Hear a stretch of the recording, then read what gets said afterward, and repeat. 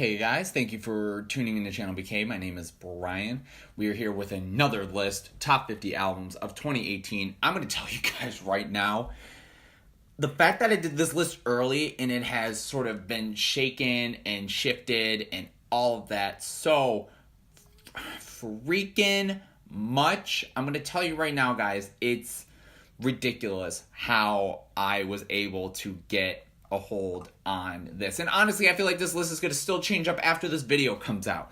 But I am going to go through some honorable mentions that are either albums I was going to think about putting on the list, but at the last minute, I'm like, I don't know if they deserve to be on because I haven't given enough time to them or they just barely missed it. Also, I'm going to be giving you 3 EPs that I think you guys should check out that are obviously honorable mentions because I'm not going to include. So for the albums, we got Warm, Jeff Tweedy, J.I.D, DiCaprio 2, Clean, Soccer Mommy, Little Dark Age, MGMT, Now Only by Mount Eerie, the self-titled Mark Kozelek album by, obviously, Mark Kozelek, Negro, Swan, Blood Orange, Safe in the Hands of Safe in the Hands of Love, Yves, Tumor, DROGAS, Wave, Lupe, Fiasco, and Be the Cowboy, Mitski.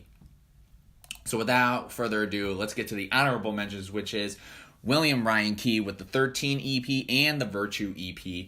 I love both of these EPs. I think Ryan, as I know Ryan Key, I think him going solo has been very impressive. I love sort of the singer-songwriter approach, and I just love these 2 EPs. I think 13 is just a slight bit better than Virtue, but I still think Virtue EP has some great stuff on it as well.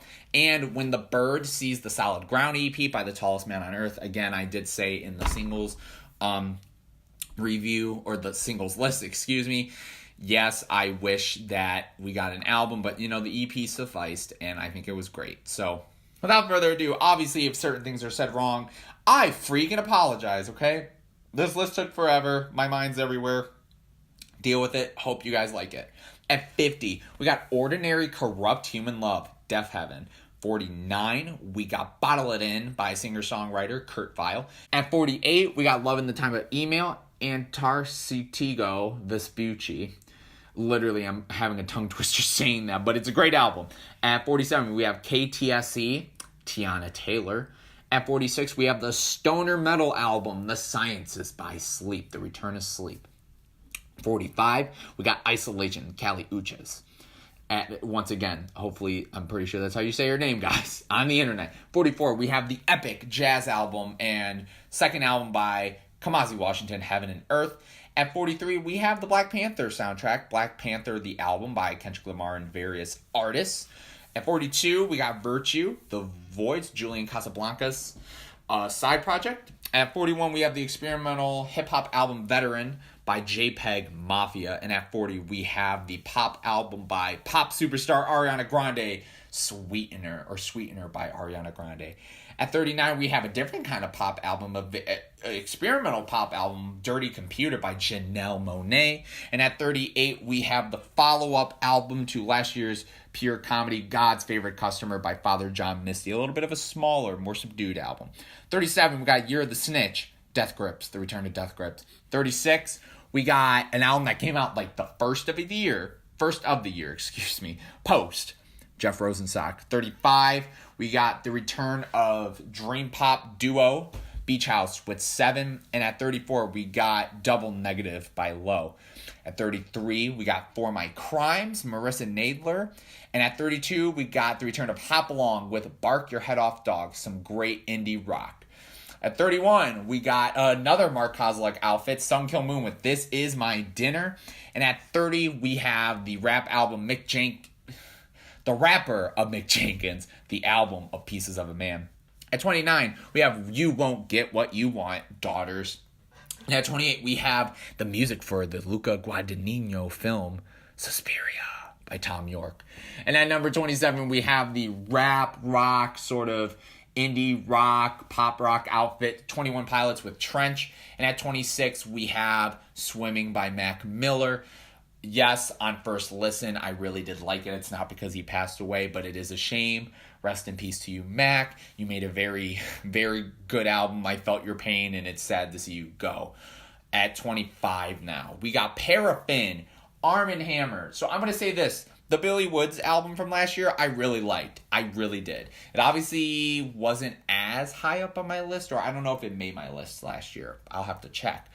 But this project, I dug a lot more. I think the lo-fi, sort of minimal, but also like really extremely experimental beats worked a little bit more on this than it did his last album, in my opinion. And it was great. I was so surprised going into this album because I was like, oh, well, it'll probably be good, but nah, it was really good.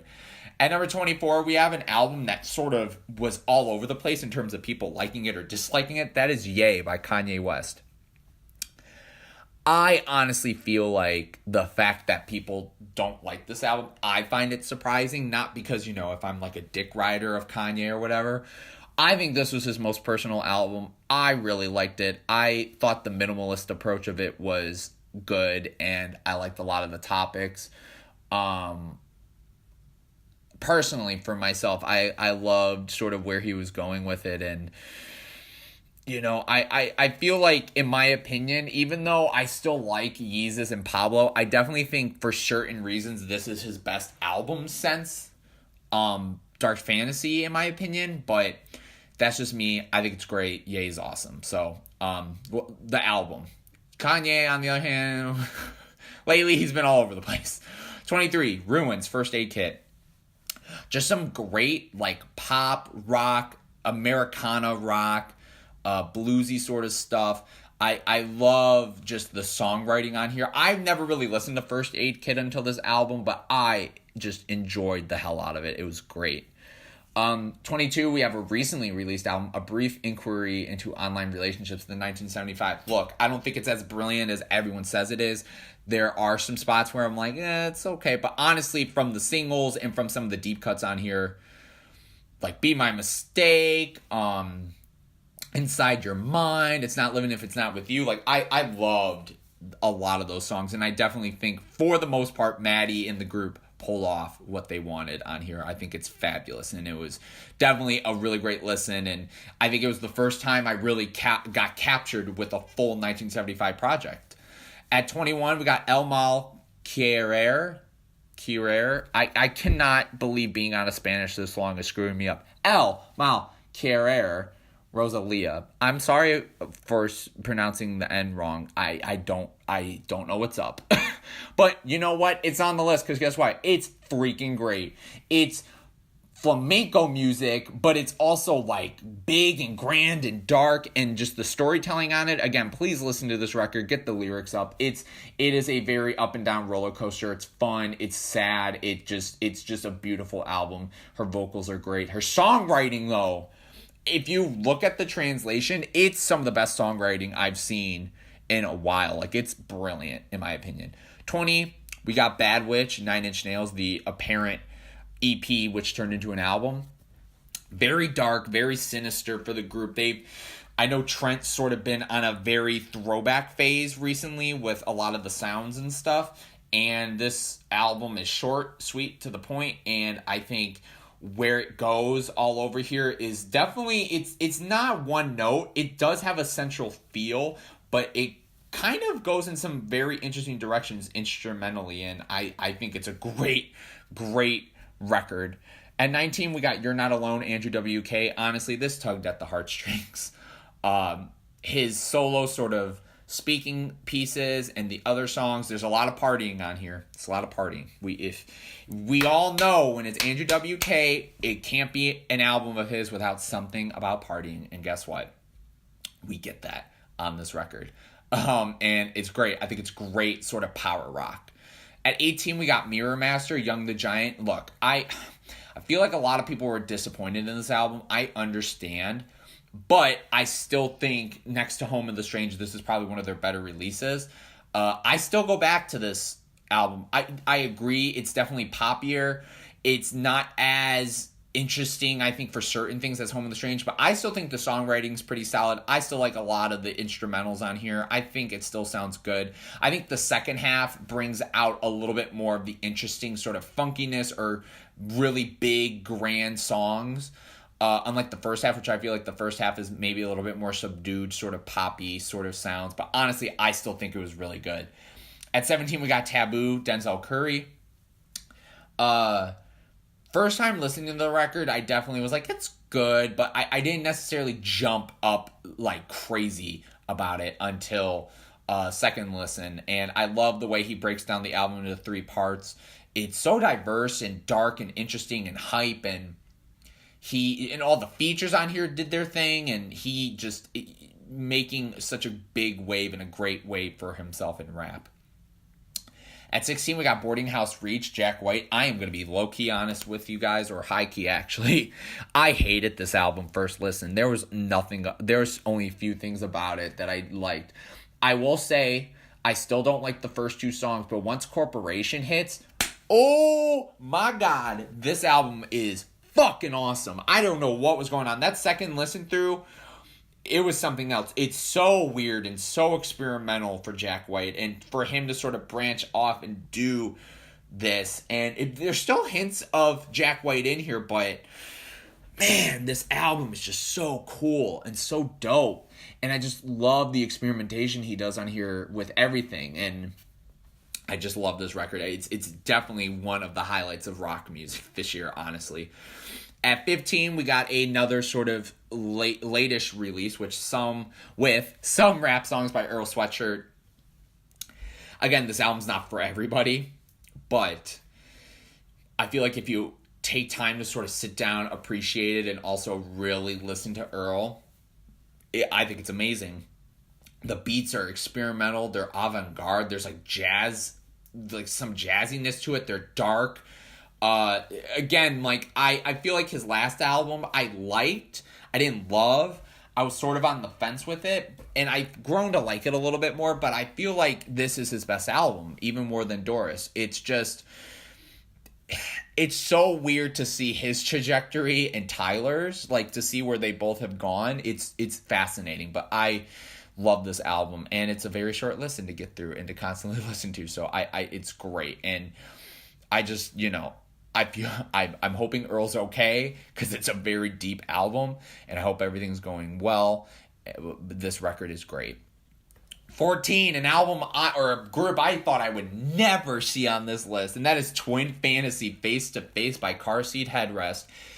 So Teens of Denial came out 2 years ago, and I was not a fan. And it's weird because, like, from what I remember, this does have a similar-ish feel to it, like sonically, but I don't know if it was just I was not prepared for it or whatever, but this record here, I know it's sort of a re-enhanced version of a Bandcamp or a SoundCloud album, whatever, back in the day. This album, though, it's fucking awesome. I love just the lo-fi-ness of it, because you know what? Actually, I just realized, because I feel like his last album was still a little bit too lo-fi for me, and I think the way it was put together, I thought was kind of lazy, and I just wasn't into a lot of the songwriting. This album, though, I felt everything. Like, it felt so much better, and I thought the songwriting was a lot better, and I thought his performance was honestly a lot better. I was way more into Will Toledo this time around, but yeah, it was great. 13, Joy as an Act of Resistance by Idols. I sort of jumped on the bandwagon late last year with their last record. That's actually why it was number 50 on the list. It might have gone more in. But this record is a powerful record. I think it's one of the best punk records in a long time. It's super political, but it's super smart.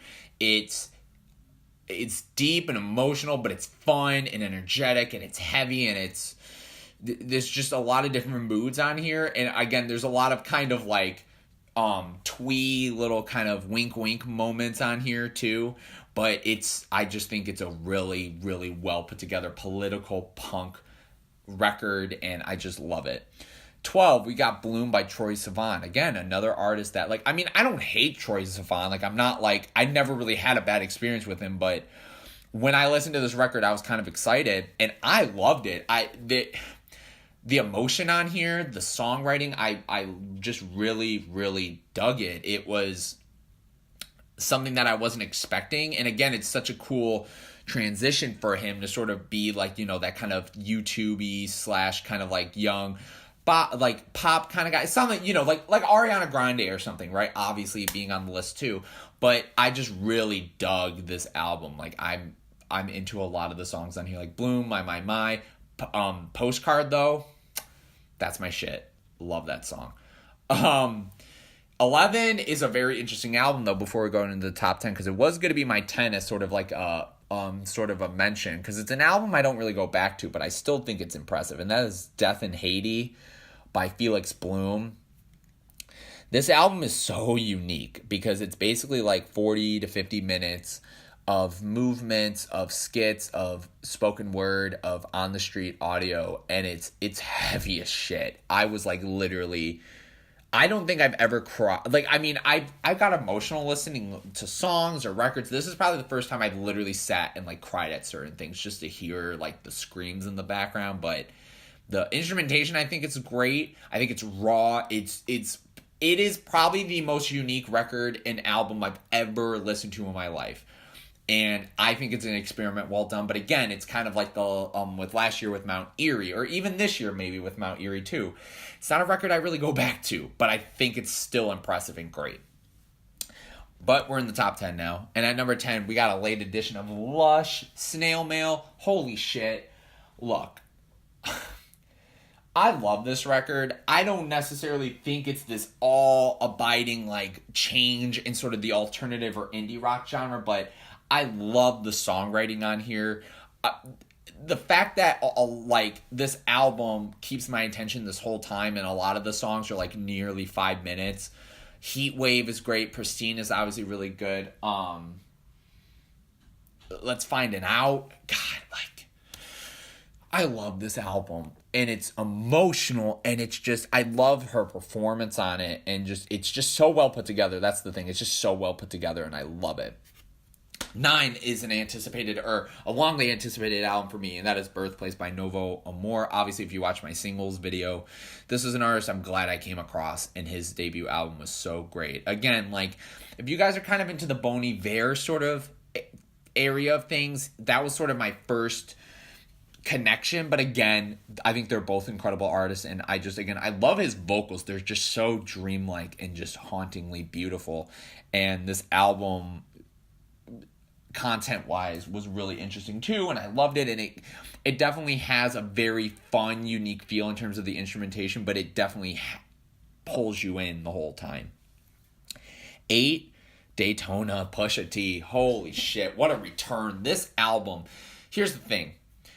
I think out of all these Ye albums, this was the best produced, I think, in a way. I think this was the best flow. Pusha came in and slapped the shit out of everybody. Like, the games we played, I remember listening to that song for the first time being like, this is, in my opinion, that is the best produced rap song in years. I love that. I think Kanye and Pusha showed up. And Rick Ross, too, as a feature, too. And Kanye as a feature. Man. Whoo, my God. Honestly, this is just an album where I'm like, just go listen to it, because it's that incredible. I loved it. It's so good. 7, we got Prequel by Ghost. Again, a record that first time listening to it, I liked it. But again, I think I was thinking too much of like their third album, for example, which I think it's fabulous. And I wish I listened to it and was into them for that year, because that would have been like top 3 albums, and Circe would have been in the singles. But I think once I sort of sat back and really paid attention to this album, the lyrics, and I love just the concept of it. It's the first time they really did like a full-on concept, and I just love where they go sonically. Like, it's pop, there's like hair metal, but it's also still like dark and just sweeping, and like Faith and Dance Macabre. Yeah, it's so good. Like, it's just such a unique position they're in, and they pulled it off. I love it. 6 is High as Hope, Florence and the Machine. Like I said, to kind of go off of the Hunger thing with the singles, it's just stripped back Florence and the Machine. I love the songwriting. I think this is some of the best performances on songs of the group. And honestly, I just, again, think it's just such a fabulous record for them, and it's a very emotional one. And again, it holds your attention. Oil of Every Pearl's Uninsides by Sophie is number 5. In my opinion, this is the most unique and creative electronic and pop record in a long time. Sophie, you are just an alien, my girl. Like, I love you to death. This album is just, I will say this, the only problem is it is just a tad bit all over the place, but I don't care. I love it. It's so weird. I just love just the production on here, and the opening track obviously being one of my favorite singles last year. Just her performance is just beautiful and haunting. But anyways, actually onto another electronic album, probably my favorite house album of the year, electronic album of the year too, 2012 to 2017 by All Against Logic at number 4, the Nicholas Jar sort of secret side project. This record is just an hour of just some of the best composed and produced and mixed house music. It just, oh my God, it's so dancey and it's so just, oh my God. Ugh, I love it. All I have to say is I love it. It's just, I love the grooves. I love the progressions. It's fabulous. Oh my God, Nicholas Jar. Thank you, thank you, thank you. Number 3, we got Cocoa Sugar, Young Fathers. This record is so different and so similar to past releases, and it took me a while. Like, I did really like it at first, but the more I realized, like, how much I go back to this record, the more I realized, like, oh no, like, I love this record. It's very abstract, but it's also one of their most accessible, but actually their most experimental album to me. But just the gambit of, like, the gospel music and sort of the pop rap and just the R&B, and I think it's even more interesting on this than, like, White Men or Black Men 2 or any of their other stuff. And I really like this record, and it's just, again, a record I keep coming back to, just like number 2, the self-titled Kids See Ghosts record, which is my favorite of all the Ye released projects. It gets to me. I think this is the best Kid Cudi sounded in a long time. I love Ye on this. I love the production. It's so there's like great rock elements, great old school samples, great just experimental rock, like hip hop and rock. It's spacey, it's dreamy, it's dark. It's just, it was an album that I remember the first time listening to it, and like even lyrically, I was like, oh man, this record is, this record is honestly amazing. Ty Dolla $ign sounds great on it, and Pusha's verse is great, and oh my God, it's a record that deals with mental illness in such a interesting way, and I just love the sentiment of a lot of it, but it's also just really good hip hop and experimental music as well, and it is very intriguing. But at number 1, an album that's also experimental and intriguing, but I think once I heard it, it's just such a heartbreaking but also uplifting, nostalgic album in a way, to sort of give credit to the group. And it, in my opinion, or you know what, I'm just going to talk about it and say it right now, Iridescence by Brock freaking Hampton. Because the one thing I do want to say is I've loved all their releases up until this point. But this was, I feel like, the first time, in a while, or maybe ever, where I feel like as a group, they put together something that had such a great flow, and it didn't just feel like a bunch of songs. Like, I don't think any of their projects are bad, obviously, but I felt like just what they compiled here after the whole Amir thing, and just not knowing where to go, and scraping the album like 2 times. Man, like, this album is just great. I love all the topics, from songs like New Orleans to Wait to Tanya. Just the sound of it, they push in such interesting ways, and like even the samples on here and just where they go, and all of the MCs step up to the plate, and oh my God, I love them. The hardest working boy band, and I love them to death, and they're the best. And that is my number 1 album. And that is the end of the albums list. It is crazy. Do you agree or disagree with my list? While you're at it, Leave it in the comments below. Leave some of your favorite albums of the year. If you like, please like and please subscribe, because we have one more list coming. And guess what? Classic reviews are definitely back. So we're going to be doing those as well. But I hope you guys enjoyed these two music lists. I had fun, but I also wanted to pull my hair out trying to do them. But without further ado, or rather just thank you all so much for watching. And thank you for tuning into Channel BK. Peace out, guys.